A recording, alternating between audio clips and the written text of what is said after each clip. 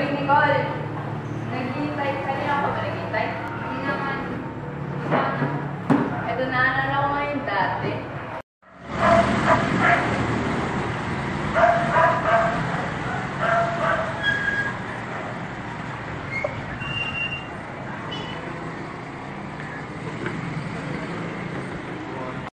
Uy, Dave! Tulungan mo ako sa problema ko. Bakit? Sabi lang. Jesus, kasi din manimit na lang magpaparamdam. Hindi na ako tinetext. Ibig sabihin ko yung hindi na ba niya ako kinakausap? Kausapin mo naman. Ba't kaya magtsada ka sa kanya? Mahal ko nga kasi.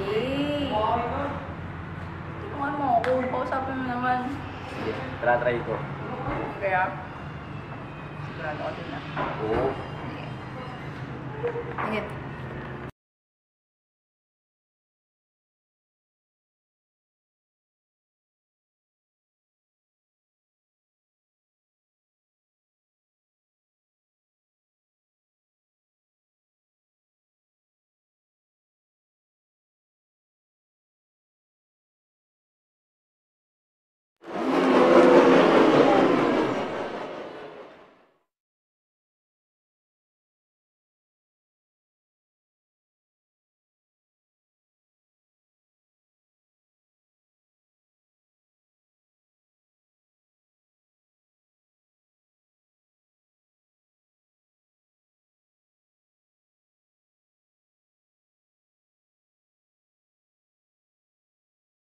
Hindi! Saan ka galing?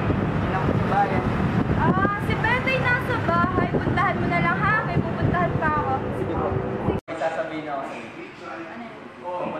iyo. Kasi, nung isang araw nakita ko siya. Kasama siya sa babae. Seryoso ka? Joke ba yan? Oo. Kasi maganda. Hindi ako nabibiro. Imposible yun kasi nakakal na ako. Bakit yung sabi? Nakita ng dalawang mata ko. Hindi na, imposible yun. Baka nagbulan ka lang. At hindi ko naniniwala sa akin. Kasi nga mahal niya ako. Bakit ka ba nangingialam? Kasi nga mahal kita. O, ba't ka tumigil? Kasi nga 10 taon na nakakalipas. At hindi ko na masyadong natatandaan eh. Kasi, May pupuntahan na pala ako. Alis na ako niya. Okay, bye-bye. Sige na.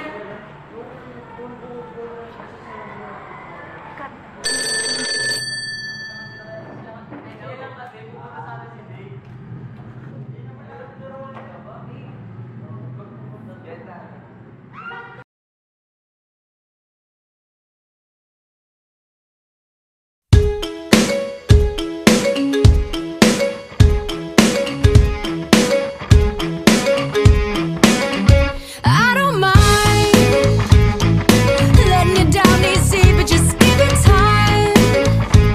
If it don't hurt now, but just wait a while. Another big fish in the pond, no more.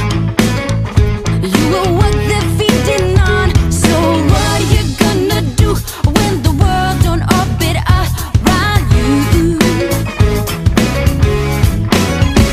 Ain't it fun? Living